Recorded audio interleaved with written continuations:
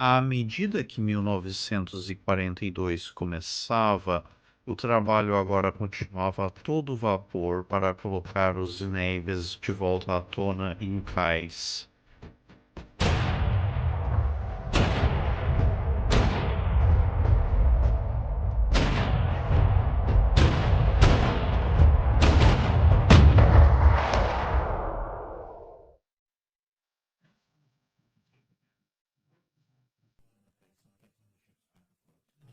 A primeira boa notícia a este respeito foi a West Virginia. Graças à salvação não intencional de Tennessee e os esforços da tripulação, ela se acomodou na vertical. Os mergulhadores estimaram que, se os buracos fossem tapados e a bombagem feita de cima para baixo, ela voltaria à superfície em equilíbrio, o que significava que o trabalho inicial de remover sua bateria principal poderia ser interrompido. Isso economizaria tempo e esforço tanto na remoção dos canhões agora, quanto na reinstalação deles quando o navio estivesse pronto para o mar novamente. Em vez disso, o trabalho poderia ser redobrado na limpeza e preservação dos canhões no local e na preparação de vários buracos menores para o levantamento. No processo, recuperaram o que restava de um dos torpedos que atingiu o navio, dando aos oficiais de armas da base material para estudo. Do outro lado do canal, um evento incrivelmente encorajador foi testemunhado por aqueles que trabalhavam duro na Battleship Row, quando o dique seco flutuante Yard Floating Dock 2, anteriormente lar do que restava do United States Ship Shaw, borbulhou de volta à superfície, graças a não ter sofrido nenhum impacto direto, mas sim ter sido submetido a danos por estilhaços e ondas de choque da explosão do depósito de munições na costa. O processo de reflutuação foi relativamente simples, bombeando ar de volta para ele, e depois tendo mergulhadores e outros membros da tripulação observando para ver se ar ou água borbulhavam de vários lugares e então aplicando pequenos remendos conforme necessário nesses locais. Não apenas isso foi o primeiro grande sucesso de resgate, mas logo significaria um aumento do espaço de doca em Pearl Harbor. Embora, devido à entrada de água em espaços onde realmente não era bem-vinda, foi necessário ancorar um pequeno navio de algum tipo ao lado dele em todos os momentos nas próximas semanas para fornecer água limpa, vapor e energia. E claro, haveria a necessidade de alguns reparos imediatos que eram principalmente necessários em torno do amassamento e deformação de várias partes do revestimento do dique que resultaram da explosão na costa e dos incêndios resultantes. Após a primeira onda de trabalho nos encoraçados recuperáveis, foi possível poupar homens e mergulhadores para uma melhor análise do Utah.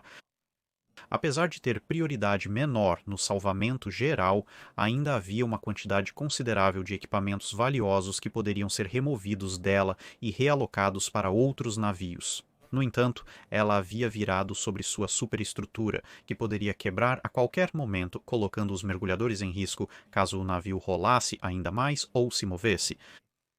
Felizmente, o leito do mar na Ilha Ford era um pouco mais firme do que as condições quase de areia movediça em que a Califórnia se encontrava. Não era tanta preocupação que o navio se movesse, pois logo ficou claro que o Utah havia virado com força suficiente para arrancar seus mastros e quase toda a superestrutura, significando que estava o mais estável possível para um naufrágio, já que repousava nos elementos mais fortes de sua estrutura que dificilmente cederiam. Ainda assim, fazia pouco sentido enviar mergulhadores para baixo e de volta ao navio. Além do risco de mangueiras de ar dobradas, começou-se a abrir o fundo do navio em locais selecionados e enviar mergulhadores diretamente aos antigos decks inferiores para recuperar a munição nos paióis, enquanto bombas diminuíam o nível de água dentro do casco, permitindo que trabalhadores com máscaras respiratórias ajudassem nas áreas drenadas, liberando mergulhadores equipados para outros lugares. Muitos desses homens treinados encontrariam seu caminho para o que aparentemente é realmente o Nevada, não o Nevada, onde os vários remendos variando do tamanho de uma pequena janela, principalmente usada para cobrir um ou dois buracos de estilhaços até a enorme peça curvada de marcenaria mestra que iria cobrir o local do impacto do torpedo, agora estavam no processo de serem trazidas e fixadas no navio, depois seladas, verificadas e reverificadas enquanto este trabalho estava sendo realizado abaixo.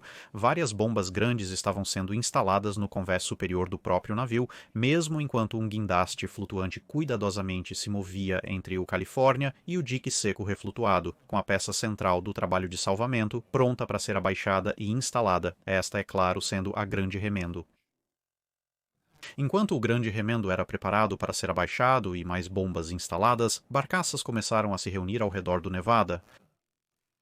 Algumas removiam destroços conforme as seções do navio eram limpas, outras transportavam caldeiras para fornecer os jatos de limpeza a vapor e água quente, removendo o óleo, e outras recuperavam propriedades pessoais onde possível. Os detalhes eram numerosos, até a instalação de longos varais de roupa de volta à terra para secar e salvar o que restava das roupas da tripulação, onde isso era resgatável. O Grande Remendo foi abaixado, logo encontrou problemas. A seção inferior continuava enroscando na lama sob o navio e, quando isso foi dragado, revelou coral, que também precisaria ser cortado. Nesse meio tempo, algumas bombas foram ativadas, iniciando o esvaziamento da água do navio. Ademais, pensava-se que isso poderia elevar um pouco o Nevada, diminuindo o trabalho das equipes de limpeza que tentavam abrir espaço suficiente para a Grande Remenda caber sob o navio.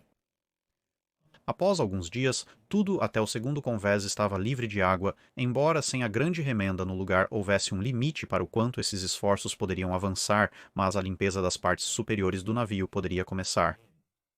O trabalho de limpeza acabaria sendo possivelmente o segundo apenas para o dever de recuperação de corpos em termos de ser um trabalho que ninguém queria ser designado. Imagine por um momento uma sopa espessa de óleo, papel, tinta, roupas, carne crua e outras provisões frescas, e pior, que tudo havia sido deixado para se acumular em água semiquente, tudo fechado em um grande recipiente de metal que então foi submetido ao aquecimento por primeiro fogo, e depois repetidos dias quentes havaianos, depois deixado para fermentar por mais de um mês, e então com a maior parte da água drenada e toda a massa sólida e semilíquida restante se acumulando em poças e montes em vários convéses, ainda em um ambiente relativamente fechado.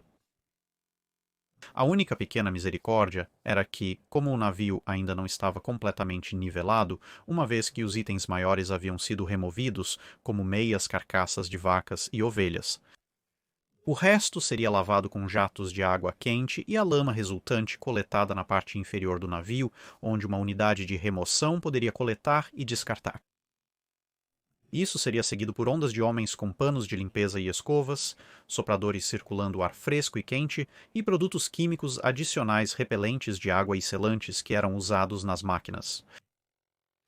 No entanto, o Grande Remendo estava causando problema após problema.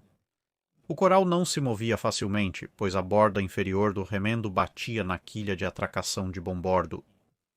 Aquela parte de madeira da estrutura do navio foi projetada para suportá-lo quando estava em blocos em um dique seco. Naturalmente, foi feita de madeira excepcionalmente resistente, tornando o corte subaquático extremamente tedioso.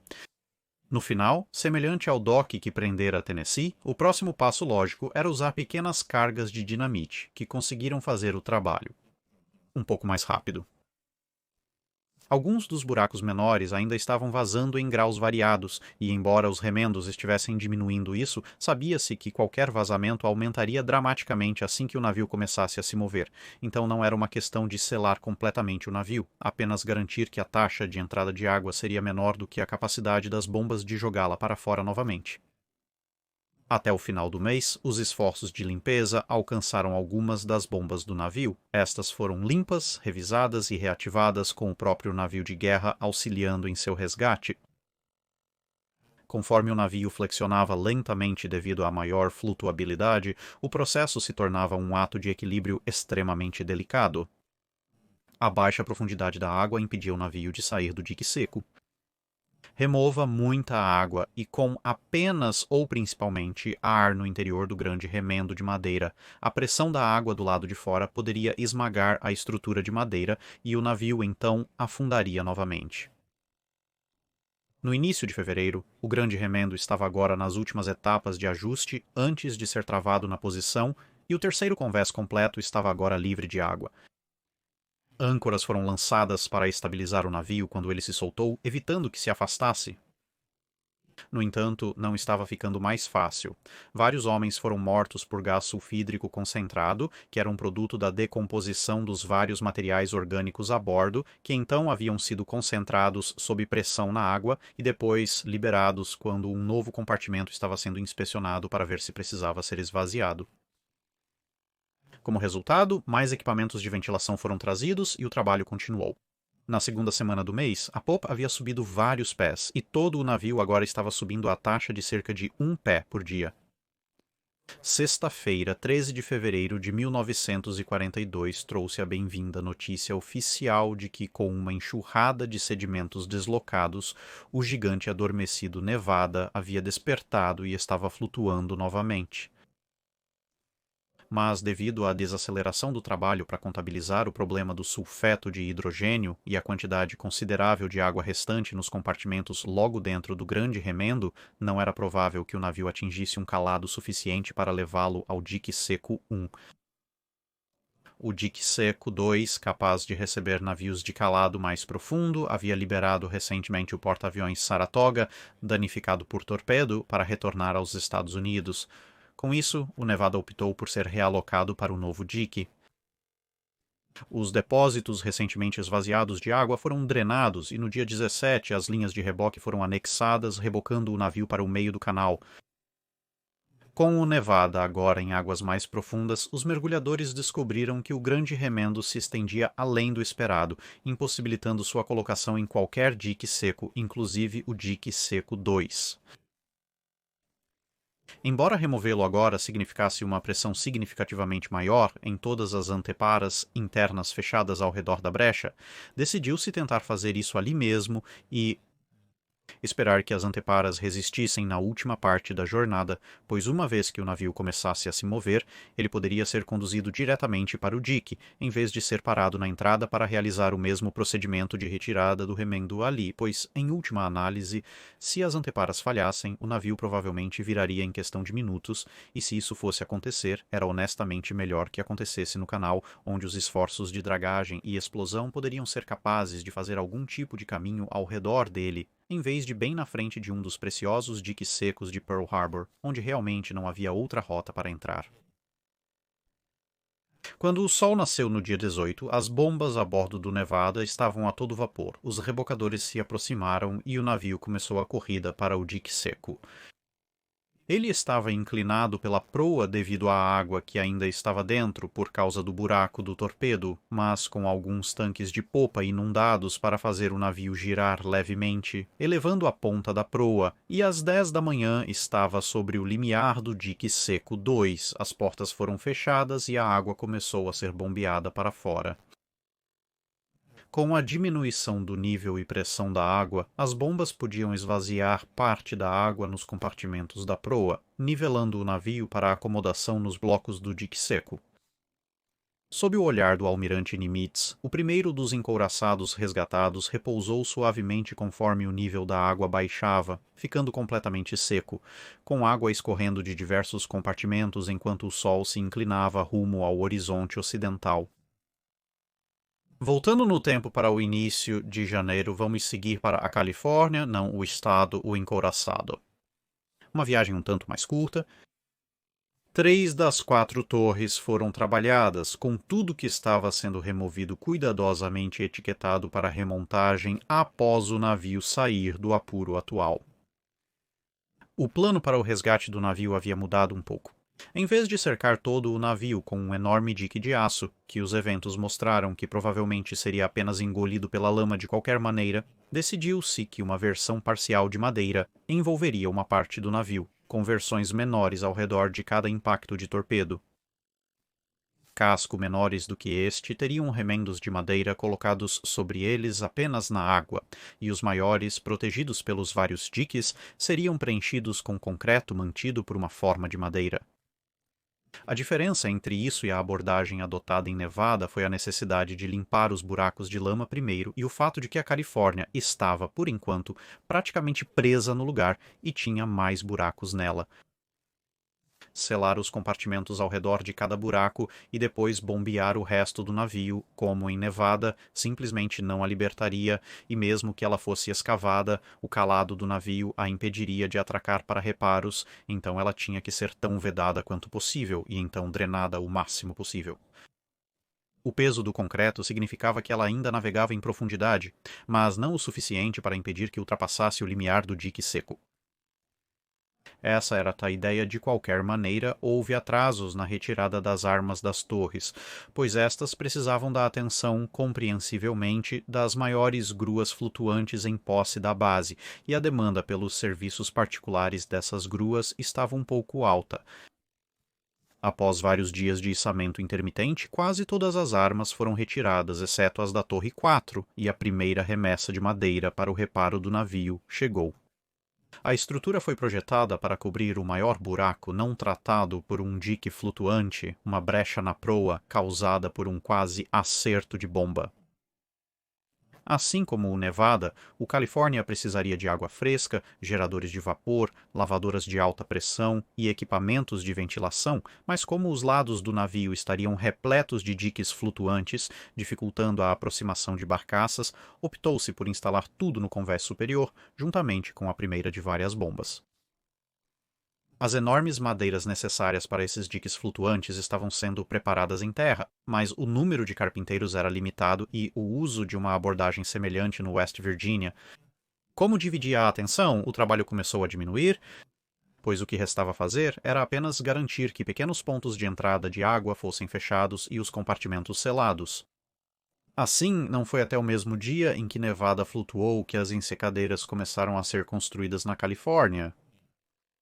Acima da água, o último material do mastro de gaiola e a pesada torre de comando estavam sendo cortados ou desparafusados, respectivamente. Agora, experientes devido ao trabalho em Nevada, as ensecadeiras começaram a ser instaladas rapidamente. Em 10 dias, a maioria das ensecadeiras estava no lugar, e os mergulhadores se preparavam para a próxima tarefa, selá-las. E isso não poderia ser feito em terra, pois os inevitáveis pequenos movimentos nas estruturas de madeira quando fixadas ao navio causariam pequenas deformações. A única solução era observar vazamentos enquanto as bombas esvaziavam os interiores e ter mergulhadores para tampar esses vazamentos externamente conforme os níveis de água caíam. Dentro do navio, várias tampas, selos e portas estavam sendo fechadas, apertadas ou substituídas conforme necessário. O óleo estava sendo bombeado de várias áreas em que se acumulou e a torre de comando começou a ser levantada de seu assento. Com grande parte de fevereiro transcorrida, as bombas entraram em operação e os mergulhadores começaram a vedar, observando o fluxo de deriva de óleo na água para identificar para onde estava sendo atraída. Em poucos dias, o convés do castelo de proa secou e o trabalho no caixão do convés de polpa avançava bem. A limpeza da frente do navio iniciou com boas notícias vindas de baixo. Assim como com Nevada, havia uma boa chance de que, devido aos reparos subaquáticos e à substituição de várias vedações, portas e tampas de bueiros dentro do navio, talvez fosse possível reflutuar o California sem ter que vedar completamente os buracos de torpedo com concreto. O equilíbrio entre retirar a água e não deixar os anteparos colapsarem seria semelhante como com o parente mais velho do California, mas economizaria tempo tanto agora em termos de não ter que despejar grandes quantidades de concreto, quanto mais tarde quando se tratasse de fazer reparos no dique seco, porque então não teria que quebrar grandes quantidades de concreto. Isso era muito bom, já que a mão de obra estava se tornando um grande problema. Com grandes esforços de salvamento em andamento na West Virginia, alguma recuperação limitada de materiais acontecendo no Arizona e trabalhos acontecendo em vários destroyers e no navio de varredura de minas e comando Oglala, a demanda por um grande número de homens estava aumentando diariamente e o trabalho de limpeza e desobstrução era incrivelmente intensivo em termos de mão de obra e estava desacelerando novamente. Com o tempo, vários membros experientes da tripulação do California foram enviados para outros papéis na frota, deixando novos contingentes de marinheiros desconhecidos com o navio. Esses novatos tiveram que ser treinados por um grupo cada vez menor de homens familiarizados, desacelerando ainda mais o trabalho. E isso sem o grande problema que paira sobre todo o projeto: O California e o West Virginia eram navios com propulsão turboelétrica, cujos equipamentos elétricos não resistem bem à submersão prolongada em água salgada, especialmente considerando os outros poluentes envolvidos neste incidente. Era uma questão em aberto se pelo menos parte do equipamento poderia ser recuperado uma vez que os navios chegassem ao cais. Se não, então toda a viagem de volta para os Estados Unidos continentais teria que ser feita inteiramente sob rebocadores, sem qualquer energia a bordo do próprio navio, exceto talvez por um gerador estranho para fornecer algumas luzes. E isso seria uma proposta incrivelmente perigosa. No começo de março, as partes finais do dique flutuante eram instaladas, com a selagem adiantada em relação ao previsto. A torre de comando principal estava pronta para a remoção, e a segunda torre também havia sido liberada do suporte. Em meados de março, a sucção da lama começava a ser superada, pois entre as bombas e a flutuabilidade natural da construção de madeira do dique flutuante, a popa começava a se erguer da lama, trazendo o navio para um nível um pouco mais uniforme de proa a popa, embora o navio ainda estivesse inclinado para a esquerda.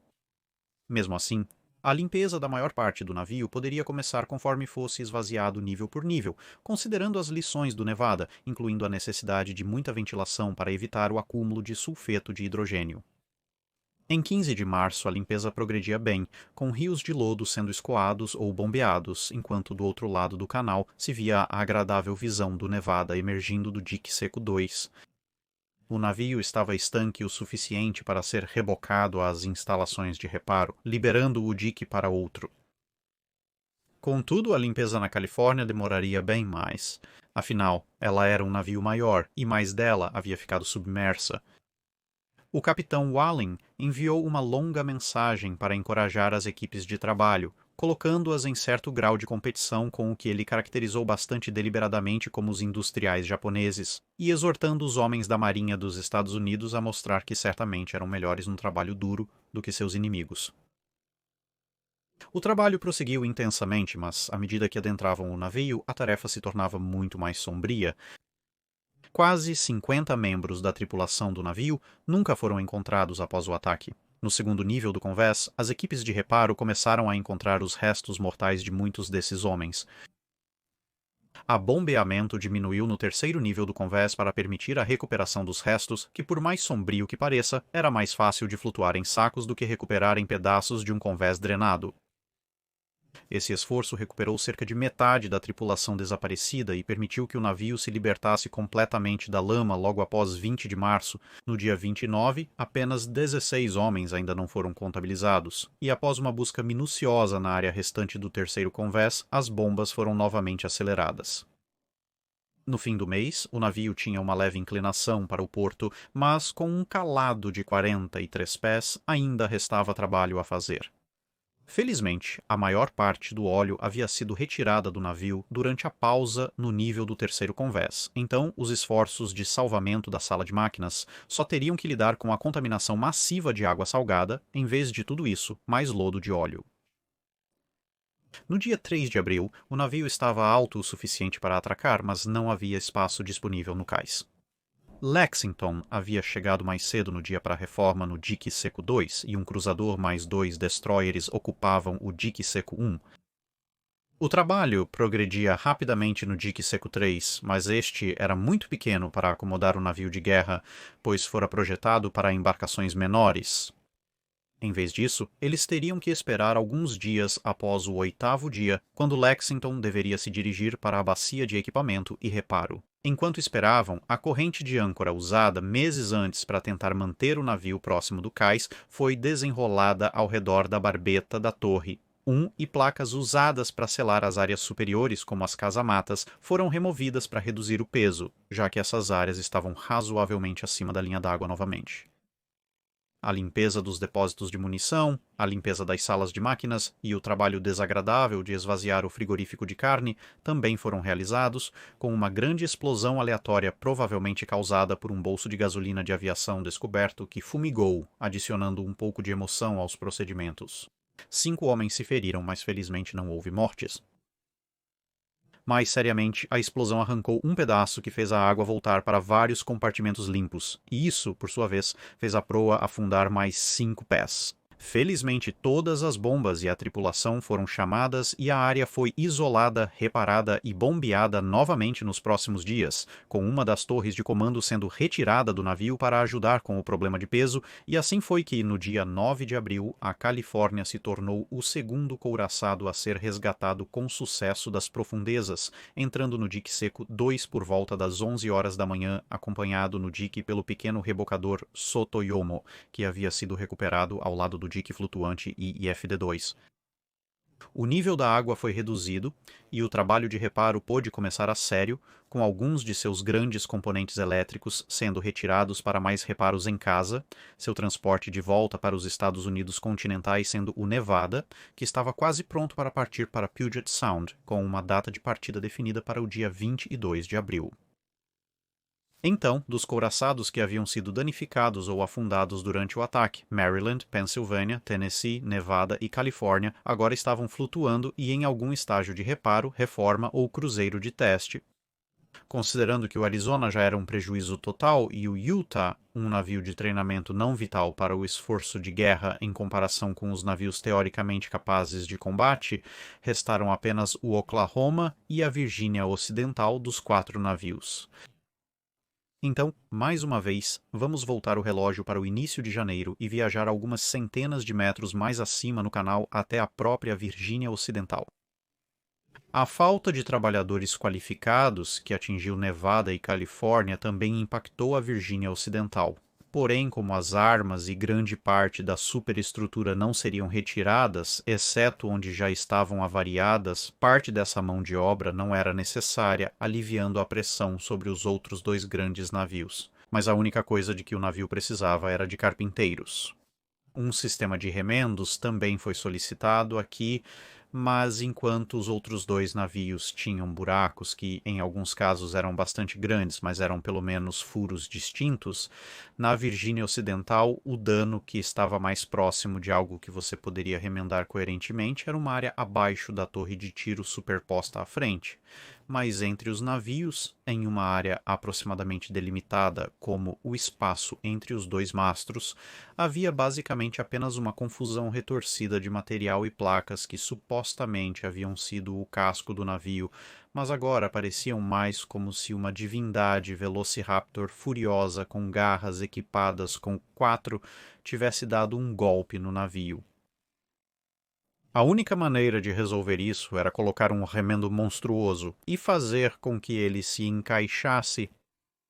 Exigia o envio de mergulhadores para cortar todos os vários pedaços de metal virados para fora onde pudessem e, em outros lugares, simplesmente descolar painéis inteiros do casco que estavam muito danificados. No entanto, antes que pudessem começar, havia algum trabalho a ser feito acima da linha d'água, onde elementos retorcidos e enfraquecidos pelo fogo da superestrutura e do convés superior ameaçavam se soltar e cair sobre os mergulhadores ou suas unidades de apoio a qualquer momento, sem mencionar o potencial de enroscar mangueiras de ar e similares. Então o trabalho de cortar o pior disso teve que ser iniciado. Os destroços e detritos foram levados à costa e classificados em diversas categorias. Algumas coisas seriam simplesmente jogadas fora, outros itens seriam derretidos por seu metal, itens que poderiam ser reparados e recondicionados para equipar o navio mais tarde foram armazenados, e certos itens em alta demanda em navios de guerra em serviço ativo, como telêmetros e telescópios, foram enviados para um estoque de itens de uso imediato esperando por um navio que voltasse do Pacífico Profundo com a necessidade de um novo equipamento.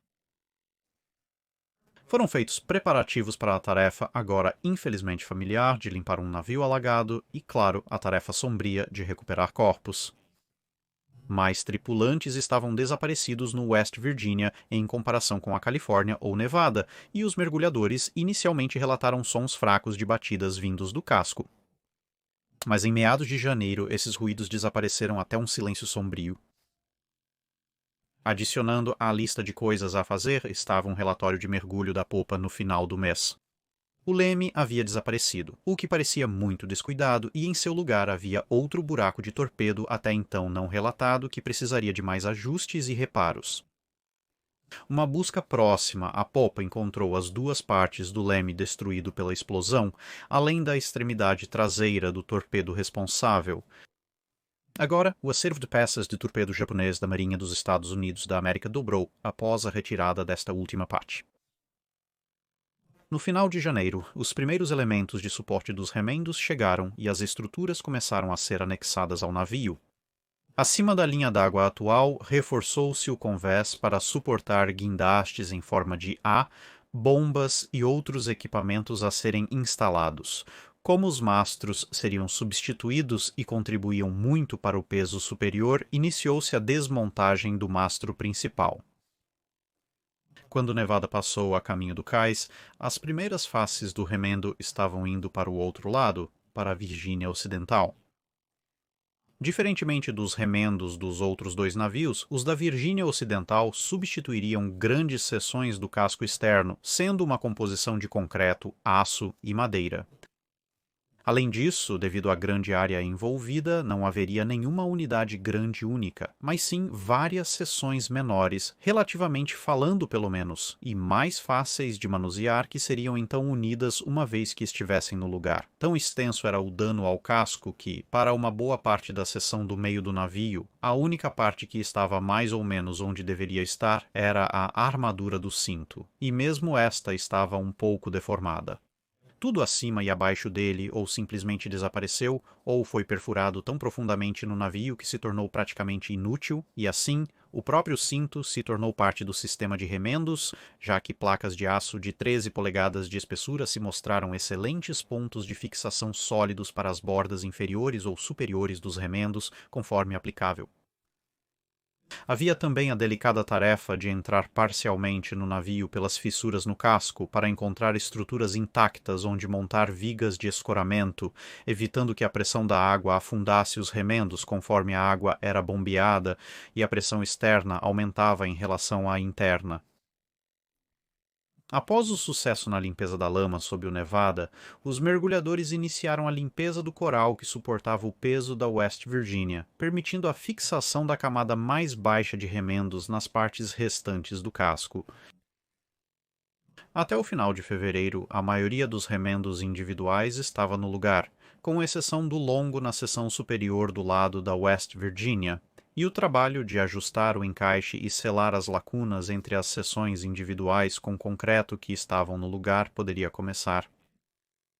Logo as caldeiras a vapor, bombas e outros equipamentos começaram a chegar, e lugares na área aberta do navio foram procurados para eles. Os oculares foram fechados ou cobertos com placas, onde isso não era possível, e com um chocalho e depois um zumbido, a mais alta das cozinhas do navio, limpa e preparada, voltou à vida, permitindo que as equipes de trabalho fizessem suas refeições a bordo do navio, sem um longo e complicado desembarque do navio para a Ilha Ford e depois de volta. Conforme os compressores de ar e as bombas chegavam a bordo e o mastro principal era retirado, a retenção de mais partes superiores do navio significava um prêmio no espaço para o equipamento, e decidiu-se girar a torre mais à ré para liberar espaço no convés central, mas, como se viu, as conchas na sala de manuseio haviam rolado para as engrenagens durante o naufrágio. O próximo trabalho foi, portanto, mergulhar e fechar as várias escotilhas na barbeta para que ela pudesse ser esvaziada. As conchas poderiam ser extraídas, permitindo que a torre girasse livremente. Os preparativos seguiram, mas o trabalho de esvaziar o navio parou enquanto o foco era levantar e remover a Califórnia. Em vez disso, as demais escotilhas do navio foram abertas para drenar toda a água interna para os níveis inferiores, onde bombas potentes poderiam removê-la mais facilmente. Isso foi notavelmente diferente de Nevada e Califórnia, onde tantas dessas escotilhas e tampas de bueiros foram fechadas quanto humanamente possível, mas refletia uma maneira um pouco diferente de salvamento. Em meados de abril, as seções restantes de remendos estavam sendo colocadas e a munição estava sendo removida das várias torres.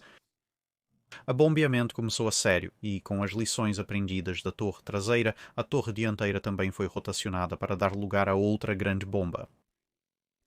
Nesta fase, com as seções finais de remendos ainda não completamente à prova d'água, o objetivo das bombas não era realmente desaguar o navio, mas para retirar o pior da água saturada de sulfeto de hidrogênio do navio, a fim de tornar a drenagem eventual muito mais segura, pois, relativamente falando, a água fresca entraria através das várias partes que ainda não haviam sido seladas. No começo de maio, as últimas seções de remendos foram posicionadas e as bombas acionadas para bombear a água corretamente. O selante de concreto foi derramado para garantir que os remendos ficassem o mais próximo possível de serem à prova d'água.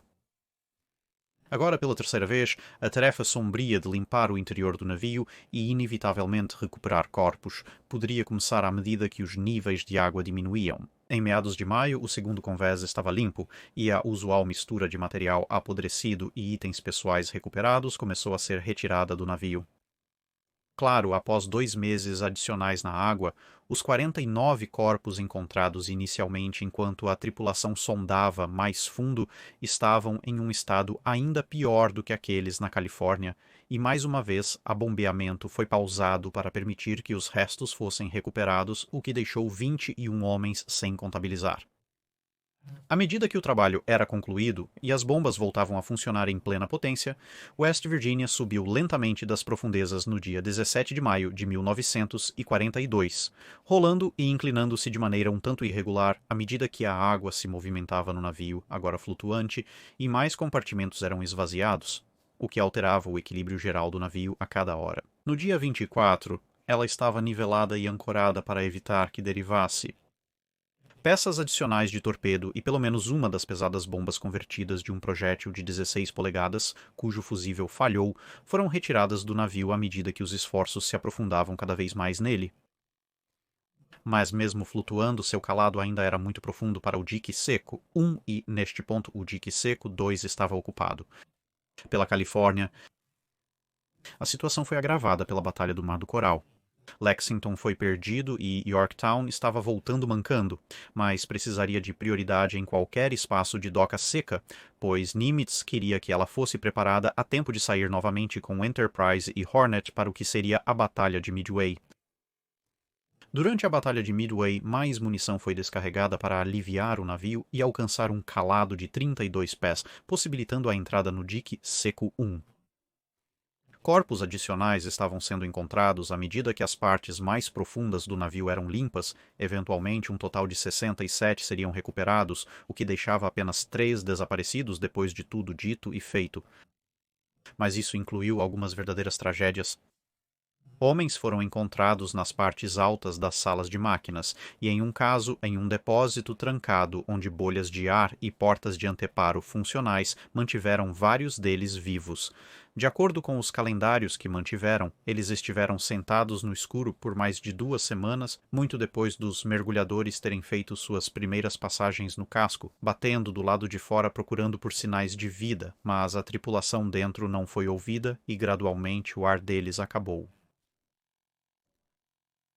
No início de junho, no entanto, com a remoção do óleo dos tanques de combustível, bem como 70 toneladas de carne, leite e queijo podres da área de armazenamento refrigerado, além de munição secundária, a redução do calado do navio continuou ainda mais, e no dia 7 de junho o dique seco foi preparado, enquanto o dique seco 2 liberou a Califórnia para a bacia de reparos. Com as batalhas com a marinha japonesa se tornando mais frequentes, a marinha dos Estados Unidos da América queria o dique seco 2, mais profundo, livre para qualquer navio que retornasse criticamente danificado, especialmente porta-aviões. E assim, logo após o almoço, no dia 9, os rebocadores guiaram a West Virginia sobre o limiar para se acomodar nos blocos prontos para um extenso reparo do casco, que ela precisaria se fosse voltar a navegar no dique seco 1. Agora, todos os navios de guerra que poderiam ser realisticamente salvos estavam nas mãos do estaleiro. Ainda havia outro trabalho a ser feito. Oglala, Utah, Oklahoma e os vários destroyers já haviam passado por trabalhos no interim, mas quando retornarmos em algumas semanas para a terceira e última parte da série, daremos uma olhada no trabalho que foi feito em alguns desses navios. É isso para este vídeo. Obrigado por assistir. Se tiver comentários ou sugestões para avaliarmos um navio, informe abaixo. Não se esqueça de comentar no post fixado para perguntas sobre o dique seco.